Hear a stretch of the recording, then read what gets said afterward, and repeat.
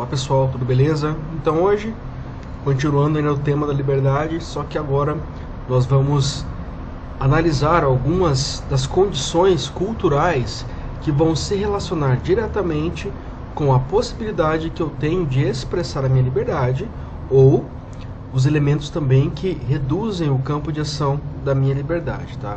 Então aqui, pessoal, para nós fecharmos essa relação entre cultura e liberdade, eu vou elencar para vocês aqui, vou apresentar os principais elementos que podem definir o que é a liberdade do ponto de vista contextual em relação a nós indivíduos, tá?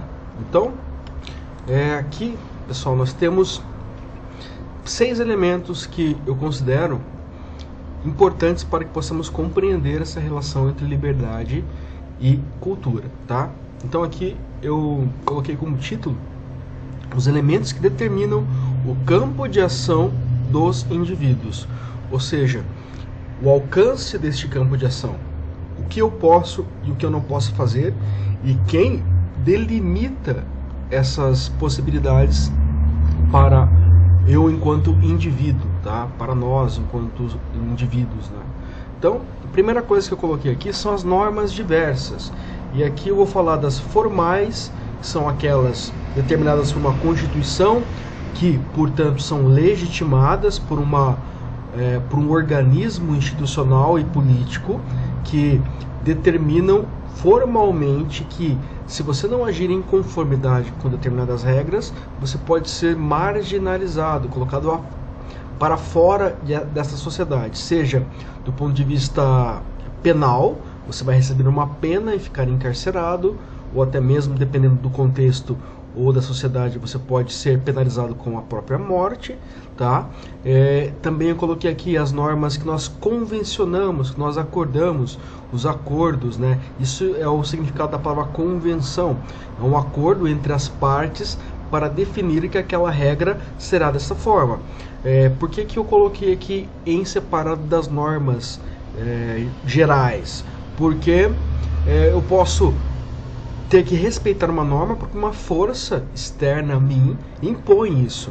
E uma norma convencionada, ela pode ser desta forma, quando eu considero um grupo de pessoas que vai pensar essas normas. Então esse grupo de pessoas tem o privilégio de criar essas normas.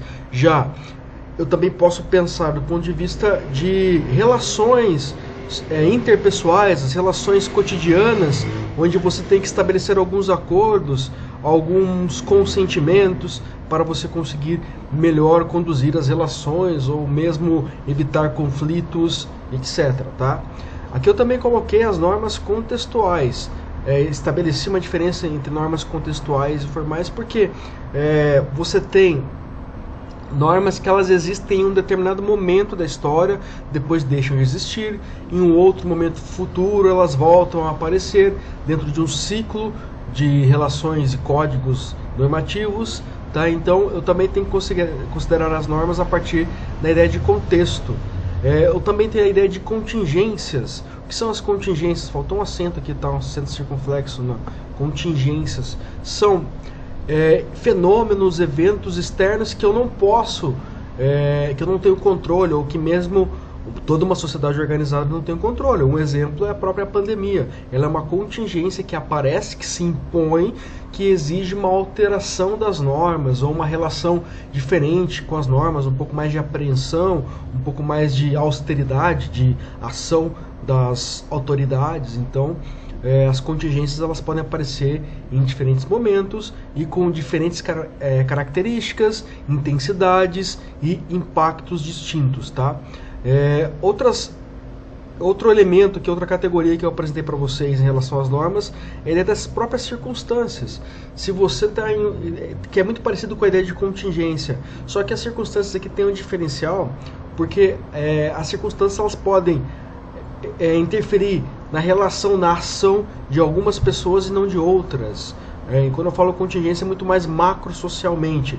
As circunstâncias, elas vêm do ponto de vista muito mais subjetivo. Um exemplo, uma pessoa que está precisando de dinheiro, né? Ela pode recorrer a várias questões ilícitas para conseguir arcar com aquela dívida. Então, por exemplo, ela pode roubar, ela pode inclusive cometer homicídios. Então, essas circunstâncias elas podem, não que elas sejam justificáveis, mas elas sim são parte, são fenômenos que permitem certas pessoas descumprir certas condições, ou também ter circunstâncias que elas podem alçar as pessoas a outro patamar. Então, por exemplo, alguém que ganha na loteria, né? Alguém que ganha na loteria, ela muda a sua relação circunstancial, uma vez que ela terá acesso a muitos bens de consumo que antes ela não tinha. Então aqui eu apresentei alguns exemplos dessa relação normativa que existem e que sempre poderão estar no nosso radar nas nossas ações futuras e que eu também posso identificar nas nossas ações passadas. Outra coisa aqui que eu elenquei como um delimitador da ação dos indivíduos, ou seja, um delimitador da liberdade, é a própria linguagem. Então, nós já por nascermos no país nosso de origem, no Brasil, nós temos uma limitação que é da língua, que ela pode não me permitir, essa limitação, ter acesso a outras informações. Então, por exemplo, você tem um livro que ele só é publicado em alemão, ou francês ou inglês, e você só conhece o português, você não tem acesso àquelas informações até que alguma pessoa traduza essas informações. Então a linguagem sim é um elemento limitador. E aqui eu não estou pensando só na linguagem do ponto de vista oral ou do ponto de vista escrito, estou pensando nas linguagens diversas, linguagem matemática, linguagem informacional, internet, né? Linguagem artística, tudo isso pode ou me expandir possibilidades ou reduzir as minhas possibilidades. E nada melhor para entender o que determina a linguagem como elemento de ampliação ou limitação da ação do homem é a frase de um filósofo da linguagem chamado Wittgenstein, que ele diz o seguinte, que os limites do meu mundo representam os limites da minha linguagem. Então o meu mundo ele tem muito mais expansão se eu desenvolvo muito mais a minha linguagem. E conforme vocês forem estudando e passando pelos anos letivos, chegando na universidade, depois pós-graduação, se vocês tiverem essa vontade, ou até mesmo as experiências que vocês vão ter durante a vida, vocês logo vão perceber que quanto mais informação eu tenho, mais expansão do meu mundo eu também tenho. Sabe a ideia de mente aberta? A mente aberta ela é uma mente expansiva, que ela vai em busca de novas informações. Se vocês tiverem a oportunidade, eu não tive essa oportunidade ainda, mas se vocês tiverem de conhecer outras culturas lá em loco, na própria cultura, no próprio país de origem dessas culturas, é muito interessante, isso expande o mundo que você habita, a própria relação que nós temos com o conhecimento, se você quer mais ou menos conhecimento e assim por diante. E também aqui o terceiro elemento que é muito parecido com essa questão da linguagem, que é do desenvolvimento tecnológico e econômico, né? Faltou também um acento aqui no econômico. Acho que essa fonte que eu usei que oculta o acento que eu tinha colocado, tá? Mas enfim, mas é econômico aqui, tá? Tem um acento circunflexo. E porque quanto mais recursos, e aqui economia não vem apenas da questão do dinheiro, mas sim de recursos, tá? Então a economia ela não é o estudo do dinheiro, mas sim o dinheiro enquanto parte de toda uma relação de recursos que envolve matéria-prima, que envolve tecnologia, que envolve acesso a todo esse conjunto de benesses responsáveis pelo desenvolvimento de uma sociedade ou de um indivíduo, tá? Então isso aqui também impacta na minha relação com o que eu posso ou não fazer, né? O acesso que eu tenho a tecnologias e a bens econômicos, né? Que envolvem também consumo, envolve dinheiro, etc. Mas eu queria destacar que a economia aqui ela não é apenas o dinheiro, mas o acesso a recursos.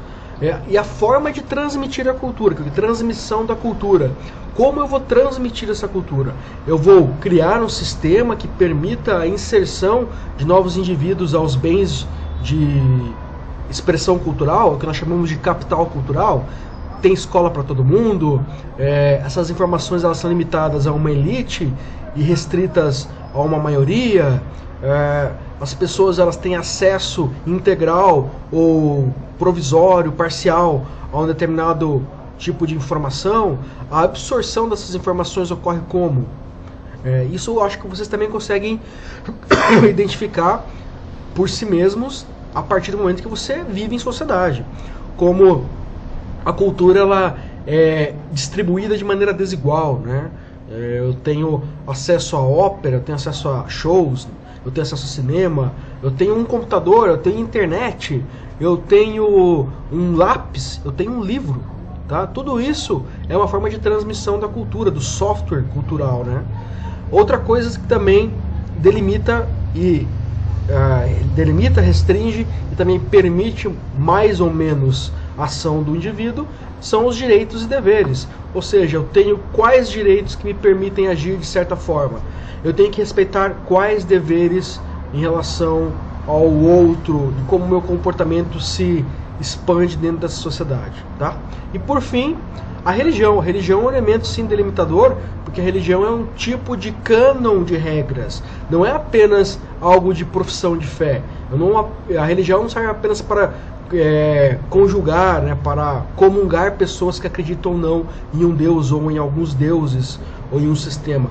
A religião ela também determina regras. Não existe uma única religião isenta de regras, tá? Todas as religiões elas apresentam princípios que vão conduzir o comportamento dos indivíduos ou até mesmo declarações e imperativas explícitas, como você não pode comer carne, você não pode comer matar a vaca porque é um animal sagrado, você tem que guardar os sábados, você tem uma série de regras que também são relacionadas à religião, ok?